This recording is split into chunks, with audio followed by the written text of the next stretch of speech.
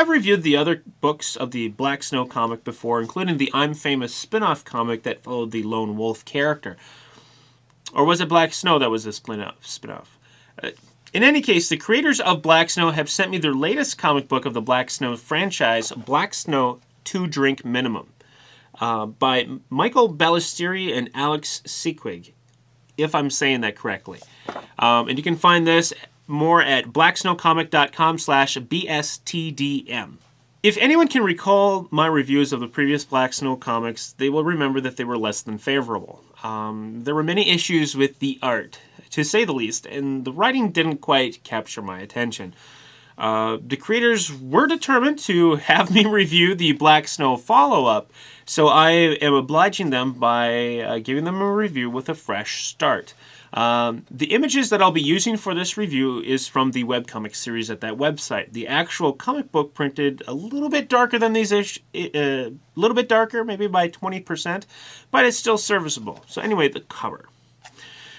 Actually, the cover is much better than the previous comic book, and I do like this cover. It's a very, very, very cool black and white style close-up of Black Snow, with fading into the book's title here. The cropping and bleeding of the book cover is not quite right. Probably just a misalignment while being printed, but it still looks very nice. However, my hopes for the comic's art starts to wane a little bit in the first few pages. It's a step up, though, from the I'm Famous artwork. Well, eventually. Like the original Black Snow comic, the comic book, it's a collection of work over a period of time, and the art does get much, much better as it goes on and by the end. Overall, the art is still not that great. However, please let me go over the good parts of the artwork first. There is much more detail in backgrounds. Many times they use filtered reference photos or drawing over them for the backgrounds, which isn't necessarily a bad technique. It's totally something that people can do. I'm not saying anything against that particular technique. There are also times in which the same technique is used for characters, or at least it appears to be. Again, for, the various body positions, or right on to the faces. Again, it's still a legitimate artistic technique. The comic shading also improves as the comic advances. Unfortunately, the art isn't very consistent all around. It's very inconsistent, sometimes even in the same page. Yeah, the art can look decent enough in one panel, and then might get all wobbly and gooey in another. I'm only assuming this, but it does seem like the artist gets reference photos and puts the art all over it. But when a reference isn't available, the style seems to be abandoned completely, and then the same character looks almost like a different character on the same page. This makes the comic have a wild variety of quality and very low consistency. It's distracting and annoying. And I don't mean to harp on this comic series, I really don't, but I was asked to do a review. So here I am doing a review, and part of giving me a review is being as honest as possible. If you can't handle that, don't submit. And that's in general. That's not to Michael and Alex. I'm not saying that they were complaining about my previous reviews or anything. These two have actually very much been getting better overall, especially by the end. And then it's a work that has been collected over time, and it is presented in this book. And you can see that improvement as the book goes along. And again, it is better and better and better and better and better every time that they've been making updates and doing stuff. Just this style needs to be settled upon and refined as far as the art. However, there are a lot of the same problems going on as were in the previous comic. But to be fair, the later pages, again, are looking much better. But most of the issues, well, about 80% of the book is where I have a lot of these issues that I'm going to go into. Like the proportions, or the way the characters or some of the characters are drawn. They feel like the artist is drawing way too close to the paper. I've done this in the past myself, very much focused on drawing a particular area or feature, and I never leaned back to taking the whole picture. So there's some of that apparent issue seeming to go on in this comic, and it does remind me a lot of my own mistakes when I used to draw comics and haven't in a while.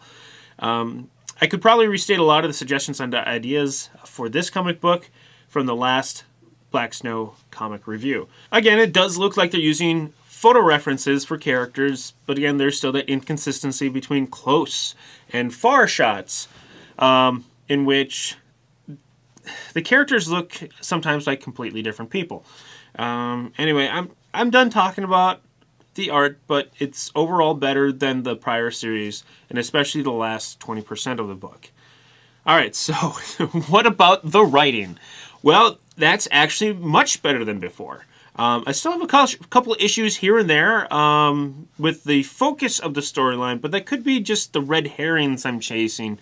The storyline does more or less start off with a reporter looking for Black Snow for help in finding out if a beloved city hero is actually crooked. And then there's a secret organization of supers. I can't tell if they're villains or vigilante justice types. And, oh, yeah, there's a detective that has a dog head that doesn't like the supers and thinks that capes and villains alike should be arrested. Okay. There's still Lightning Lad following Black Snow. Black Snow still wearing the anti-hero shirt, but that whole relationship still doesn't seem to go anywhere, really. It sort of retreads things from the first book, but I'm not left with any more feelings or closure as to question as why Lightning Lad is still following this guy.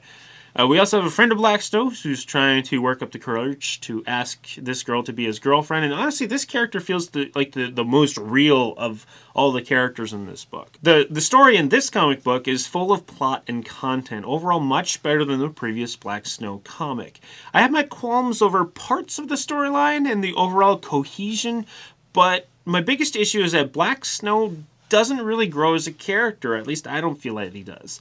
Unless, again, it's that anti-hero thing that's the joke again, and perhaps it's an anti-story in that regard.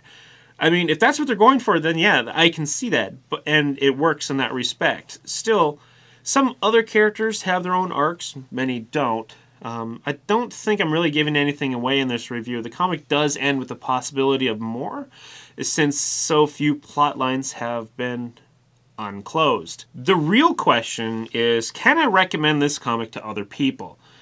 Well, if you already liked Black Snow, you will probably like this comic book a lot. Again, because it is as far improved from the previous one.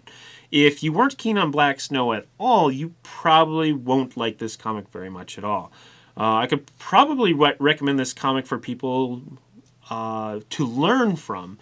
And that may seem kind of mean, but I think it's a great example to show amateurs. To recap, the writing is much better and could be a bit tighter with all the plot threads. And the art has been much improved, especially by the end, and just looking at the latest art in the book as the new standard of quality for Black Snow going forward. I say stick to it and just really work on staying consistent with that style, especially with the things that I said beforehand.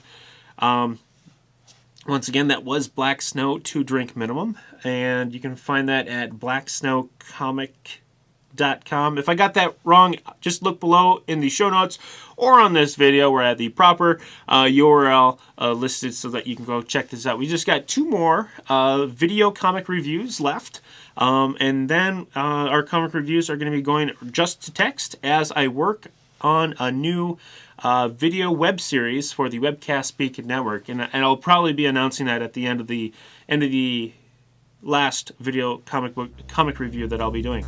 So anyway, see you next time.